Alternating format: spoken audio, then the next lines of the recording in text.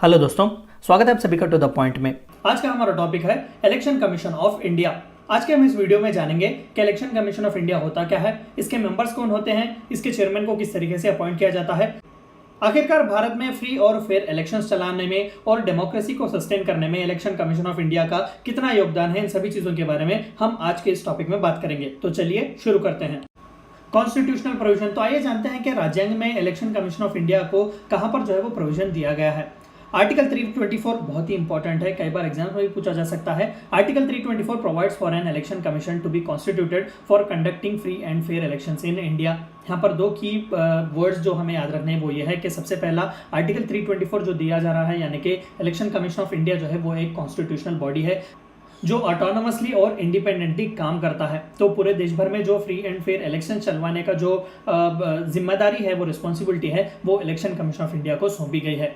It is interested with superintendence, direction and control of the preparation of the electoral roll. जो हम electoral roll हमारे नाम का देते हैं, यानी कि वोटर लिस्ट हो, तो उस तरीके के इलेक्टोरल रोल को जो है वो प्रिपेयर करना, डायरेक्शन करना, उसे कंट्रोल करना, उसका सुपरिटेंडेंस करना, पूरा जो है वो इलेक्शन कमीशन ऑफ इंडिया के हाथ में दिया गया है। For the conduct of elections of, तो आइए जानते हैं कि इलेक्शन कमीशन ऑफ इंडिया कौन से इलेक्शंस चलवाता है। सबसे पहला तो पार्लियामेंट, यानी कि मेंबर ऑफ पार्लियामेंट की सीट्स के लिए, एमपी सीट्स के लिए जो हम लोकसभा के इलेक्शंस देखते हैं, जिन्हें हम जनरल इलेक्शंस भी कहते हैं, जिस तरीके के लोकसभा के इलेक्शंस होते हैं, और राज्यसभा के इलेक्शंस भी, हालांकि हम इनडायरेक्टली जो है उसमें भाग लेते हैं, यानी कि रिप्रेजेंटेटिव्स ही राज्यसभा के मेंबर्स को वोट करके वहां पर भेजते हैं, लेकिन वहां पर भी राज्यसभा के इलेक्शंस में भी इलेक्शन कमीशन ऑफ इंडिया का ही रोल ज्यादातर होता है, यानी कि बोथ लोकसभा और राज्यसभा के इलेक्शंस जो है वो election commission of India conduct करता है। स्टेट लेजिस्लेचर्स, यानी कि एमएलएस की सीट के लिए जो हम जनरल इलेक्शन स्टेट में देखते हैं, वहां के इलेक्शंस भी जो है election commission of India he conduct करता है। ऑफिस ऑफ द प्रेसिडेंट, तो प्रेसिडेंट के लिए भी इलेक्शन, हालांकि ये भी इनडायरेक्टली होते हैं, क्योंकि डायरेक्टली लोग जो है वो जाकर प्रेसिडेंट के लिए वोट नहीं करते। तो इलेक्टेड जो लेजिस्लेचर्स होते हैं, चाहे वो पार्लियामेंट के हो या फिर स्टेट असेंबलीज के हो, वही जो है वो प्रेसिडेंट के इलेक्शन में भाग लेते हैं, लेकिन वहां पर भी प्रेसिडेंट के इलेक्शन में कंडक्ट करवाने वाले इलेक्शन कमीशन ऑफ इंडिया है। इलेक्शंस ऑफ वाइस प्रेसिडेंट, तो वाइस प्रेसिडेंट के भी इलेक्शंस में election commission of India he conduct करवाता है।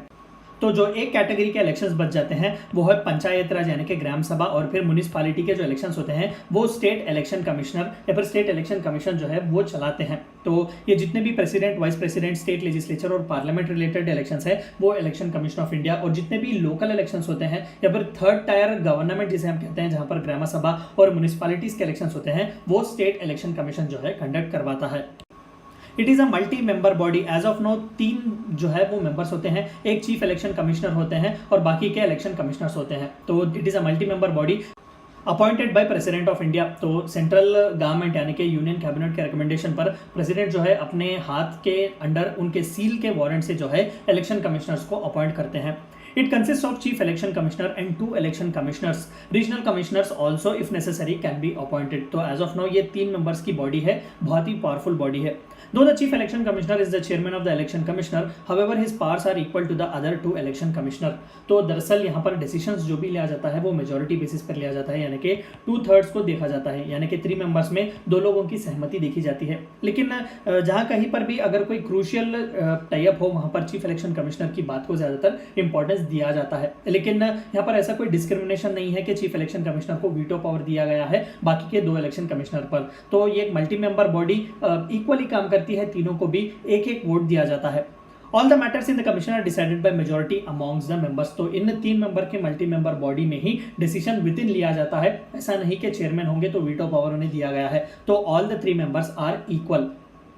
The chief election commissioner and the 2 other election commissioners receive equal salary, allowances and other benefits. तो देखिए यहाँ पर जैसा कि अभी हमने पिछले स्लाइड में कहा कि इक्वल उनके पावर्स होते हैं, तो यहाँ पर भी सैलरीज, अलाउंस वगैरह उन्हें इक्वली दिए जाते हैं। They hold their office for 6 years or till they attain the age of 65 whichever is earlier। यानी कि कार्यकाल उनका या तो 6 साल होता है, यानी कि 6 साल का ड्यूरेशन उनका पूरा जॉब जहां पर वो अपॉइंट किए जाते हैं वहां पर है, या फिर 65 ईयर्स अगर वो कंप्लीट करते हैं, 2 में से जो भी पहला है, यानी कि whichever is earlier, तो वहां पर उन्हें रिटायर किया जा सकता है। यानी कि मान लेते हैं कि 63 ईयर्स जो है उनकी एज है जब उन्हें अपॉइंट किया जाता है, यानी कि सर्विस रिटायरमेंट एज आने के लिए सिर्फ 2 साल ही बचे हैं, तो इलेक्शन कमिश्नर या फिर चीफ इलेक्शन कमिश्नर जो कोई भी अपॉइंट है वो बाकी के 2 साल के लिए ही काम करेंगे, because attaining at the age of 65 he will be retired. या फिर अगर हम ये मानते हैं कि उनकी एज 59 ईयर्स है तो वो अगले 6 ईयर्स के लिए यानी कि एट द एज ऑफ 65 या फिर 58 अगर उनकी एज हो तो बाय द एज ऑफ 64 जो है वो 6 ईयर्स कंप्लीट करेंगे। तो इस तरीके से 6 ईयर्स का ड्यूरेशन वो कंप्लीट करते हैं। तो इन दोनों में से यानी कि 6 ईयर्स ऑफ ड्यूरेशन और फिर attaining the age of 65 whichever is earlier। Chief Election Commissioner of India can be removed from his office by President on the basis of a resolution passed to that effect by both the houses of the Parliament with a 2/3 majority in both Lok Sabha and Rajya Sabha on the grounds of proved misbehavior or incapacity। यानी कि एक resolution pass करना चाहिए special majority के साथ यानी कि 2/3 majority जिसे हम कहते हैं। तो उस तरीके से लोकसभा और राज्यसभा दोनों में भी उस रेजोल्यूशन को पास करवाना चाहिए on the basis of proved misbehaviour और इनकैपेसिटी। तभी जो है प्रेसिडेंट चीफ इलेक्शन कमिश्नर को या फिर इलेक्शन कमिश्नर्स को उनके पोजीशन से निकाल सकते हैं, या फिर अगर वो चाहे तो अपना रेजिग्नेशन भी डायरेक्टली प्रेसिडेंट को दे सकते हैं। दरअसल सबसे एक इंपॉर्टेंट पॉइंट ये है कि कोई भी क्वालिफिकेशंस प्रिस्क्राइब नहीं किए गए हैं कॉन्स्टिट्यूशन में कि किस तरीके से या फिर किसे इलेक्शन कमिश्नर बनाया जाए या फिर चीफ इलेक्शन कमिश्नर बनाया जाए, या फिर वो कौन से एडिक्वेट क्वालिफिकेशंस होंगे जिनके तहत जो है इलेक्शन कमिश्नर ऑफ इंडिया या फिर चीफ इलेक्शन कमिश्नर को जो है अपॉइंट किया जाएगा।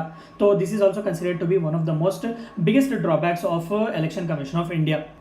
तो ये थी चंद बातें आपको जाननी थी इलेक्शन कमीशन ऑफ इंडिया के बारे में। Thank you for watching my video.